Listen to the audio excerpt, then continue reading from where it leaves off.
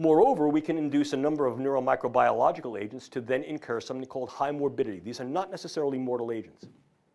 We can modify the existing palette of bacteria and viruses through the use of gene editing techniques. Very viable. This has been some of my ongoing work with my colleague Diane DeEulis at National Defense University.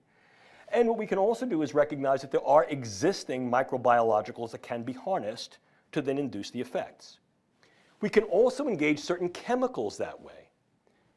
What we want here is a morbidity factor, not necessarily a mortality factor. I want to make people sick. And what I do here is the virus is not necessarily the bug. The virus is what I put over the internet. Let me show you how I can crash a system pretty easily. I affect key individuals here, here, and here. And then I take another community in the back of the room. I affect key individuals there. And then I take another community. I affect key individuals there. And then I do what every good attributional group does. I beat my chest and take credit for it.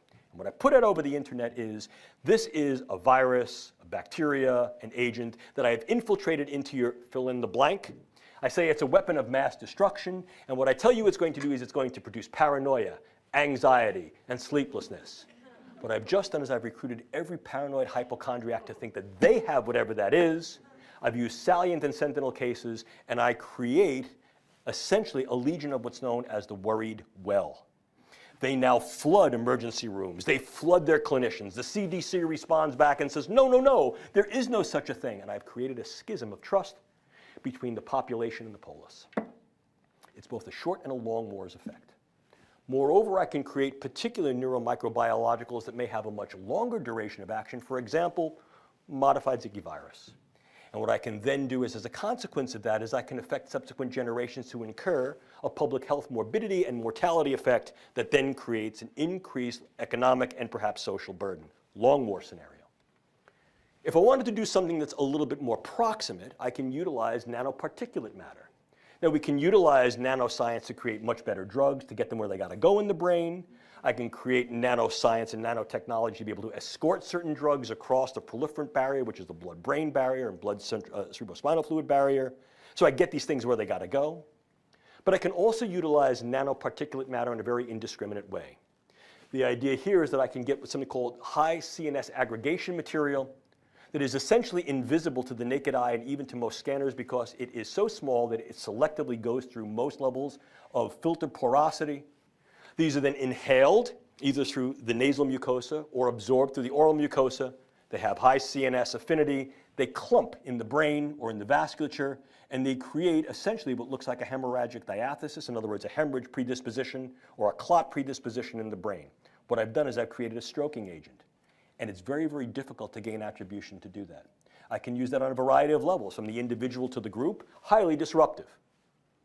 And in fact, this is one of the things that has been entertained and examined to some extent by my colleagues in NATO and to those who are working on the use of neurobiological sciences to create populational disruption. Very, very worried about the potential for these nanoparticulate agents to be CNS aggregating agents to cause neural disruption, either as hemorrhagic and vascular disruptors or as actual neural network disruptors because they interfere with the network properties of various neural nodes and systems within the brain. Then I get to the area of devices. And this, in many ways, is going to be less than definitive. The reason for this is highly evolving and I think is limited only in certain cases by context of imagination. What are the devices? Well, I have them here for you here. You have neurosensory mobilizing agents. And to some extent, some of these have already been used. Things like high output sensory stimulators that can be administered from unmanned vehicles, drones, insect-borne, or larger scale, macro scale vehicles such as tanks, cars, etc. These are sensory mobilizing agents that use high electromagnetic pulse energy that may also utilize high levels of sound, high levels of light energy, and they disrupt neurological sensory function. Already being used, now they're being developed with higher specificity. The idea of intracranial pulse stimulators take this one step further. Now the idea is to utilize direct electromagnetic pulses to be able to disrupt neural network aggregation. There have been some animal studies that have been done that look at the viability of electromagnetic pulses across various distances to essentially disrupt the network properties of the brain and create confusional models. So these are both individual and group disruptors. You also have the idea of the altered reality tactics that is primarily used in irregular warfare. And here, once again, when we understand the construct of the way neural networks operate, they operate by key controller and influencing nodes that interact with other neural networks within the brain electrochemically. If we can utilize transcranial mechanisms to be able to disrupt this, what we can do is we can create disrupted neural network aggregation and literally disrupt people's sense of time, space, and place.